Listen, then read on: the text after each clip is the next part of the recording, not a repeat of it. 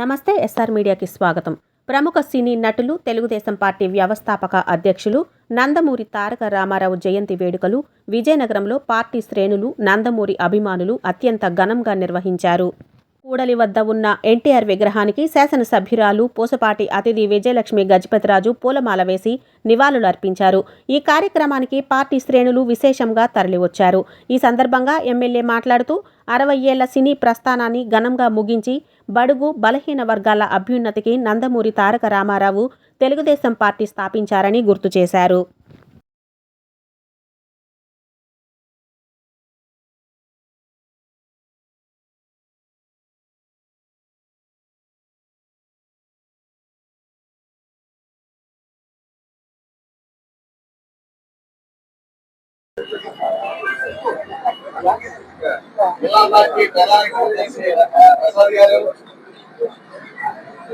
Party అధ్యక్షులు గంటా రవి గారు, మండల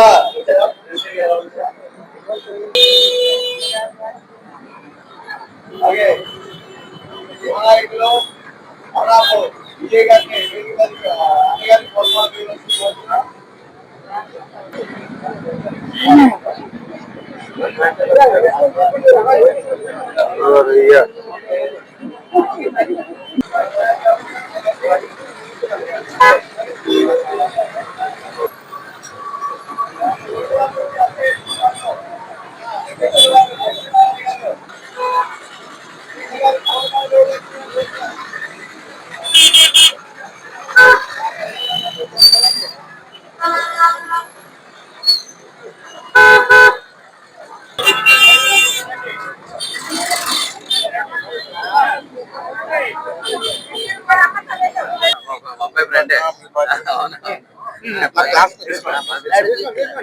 నమస్కారం. ఈరోజు మనకి నందమూరి తారక రామారావు గారి జయంతి సందర్భంగా మనం అందరం వారి స్టాచ్యూకి మనం నివాళులు అనేది మనం అర్పిస్తా ఉన్నాం. అయితే మనం చూస్తుంటే నందమూరి తారక రామారావు గారు 60 సంవత్సరాలు సినీ నటిగా, మహానటిగా చేస్తూ 60 ఏళ్ళకి వారి సమయం ప్రజల కోసం ఇవ్వాలనే ఉద్దేశంతో వారు రాజకీయ రంగంలోకి వచ్చారు.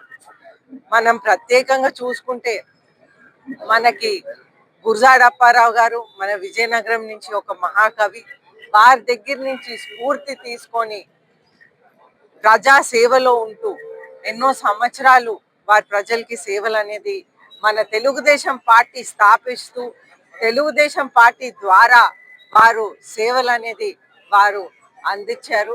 అయితే మనం చూస్తే మన పార్టీ ఆవిర్భావం నుంచి ఈ రోజు వరకు ఎన్నో మైల్ స్టోన్స్ అనేది మనకు వచ్చాయి. మనం ప్రత్యేకంగా చూసుకుంటే వెల్ఫేర్, సంక్షేమం అనేది మనకి రాజ్యాంగంలో రచించినప్పటికీ కూడా మన నందమూరి తారక రామారావు గారు ఫస్ట్ టైం మొత్తం భారతదేశంలో సంక్షేమం అనేది చేసి చూపెట్టిన వ్యక్తి మన నందమూరి తారక రామారావు గారు. ఆ రోజుల్లో 2 రూపాయలకి భోజన పథకం, అలాగే పక్కా గృహాలతో పూల్బాగ్ కాలనీ దగ్గర మన విజయనగరంలో మొదలుపెట్టిన సందర్భాలు, అలాగే మనం చూస్తుంటే గూడు గూడు గుడ్డ అనే నినాదంతో వారు పార్టీ పెట్టిన నినాదంతో వారు అన్ని విధాలుగా కూడా అది ప్రజలందరికీ నినాదంగా ఉంచుకోకుండా అది అన్ని విధాలుగా కూడా ప్రజల కోసం చేసి చూపెట్టారు. అయితే ఈ అన్ని విధాలుగా కూడా మన పార్టీ ఈరోజు 44 సంవత్సరాలు మనం పూర్తి చేస్తా ఉన్నాం. ప్రత్యేకంగా ఆ రోజు ఉన్నటువంటి ఆవిర్భావం నుంచి ఉన్నటువంటి మెంబర్స్ అందరికీ కూడా ఇన్ని సంవత్సరాలు పార్టీ మోసినందుకు వారికి ప్రత్యేక ధన్యవాదాలు తెలుపుతూ ఈరోజు మనకి నెక్స్ట్ జనరేషన్ యువగలం అనేది వస్తూ ఉంది. అలాగే మహిళ మీద ప్రాధాన్యత ఇస్తూ మనకి ఇప్పుడు 33% రిజర్వేషన్ కూడా నిన్న లోకేష్ గారు చెప్పారు. అయితే ఆ 33% రిజర్వేషన్ కూడా మనం అమలు చేయబోతున్నాం నెక్స్ట్ ఎలక్షన్ కోసం. అయితే మహిళ ఎప్పుడైనా సరే నందమూరి తారక రామారావు గారు గర్వించారు. అయితే ఆ రోజుల్లోనే మహిళకి సమాన హక్కు, ఆస్తిలో సమాన హక్కు అనేది కల్పించారు.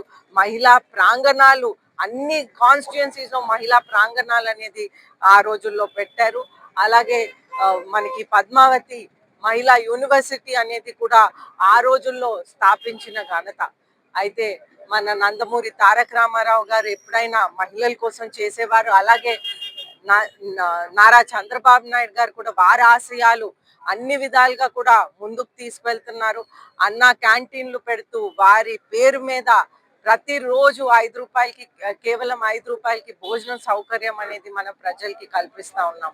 అలాగే మనం చూస్తుంటే వారి నందమూరి తారక రామారావు గారి తనయుడు లోకేష్ గారు ప్రత్యేకంగా వారి అడుగుడు జాడల్లో నడుస్తూ వారి ప్రిన్సిపల్స్ ని ఫాలో చేస్తూ వారు డొక్క సీతమ్మ భోజనం పథకం కూడా ఇంటర్మీడియట్ స్టూడెంట్స్ కోసం పెట్టున్నారు. అయితే అన్ని విధాలుగా కూడా వారి ఆశయాలు, వారి పార్టీ పెట్టిన విధానాలు అన్ని కూడా ఈ రోజు వరకు మనం కొనసాగిస్తానే ఉన్నాము. లోకేష్ గారు వర్కింగ్ ప్రెసిడెంట్ అయ్యాక కూడా మనం చూస్తున్నాం విజయనగరంలో ప్రత్యేకంగా ఎంత మంది మన పార్టీని ఒక ఫ్యూచర్ చూస్తూ అందరు కూడా జాయినింగ్స్ కూడా చాలా పెద్ద ఎత్తున జరుగుతూ ఉన్నాయి. అన్ని విధాలుగా కూడా వారి ఆశయాలు ముందుకు తీసుకువెళ్తూ ప్రజాహితం కోసం మనం అందరం కూడా పనిచేస్తూ ఈ పసుపు పార్టీని, ఈ పవిత్రమైన పసుపు పార్టీని మనం భుజస్కంధాల మీద మోసుకుంటూ ముందుకు తీసుకెళ్తాం.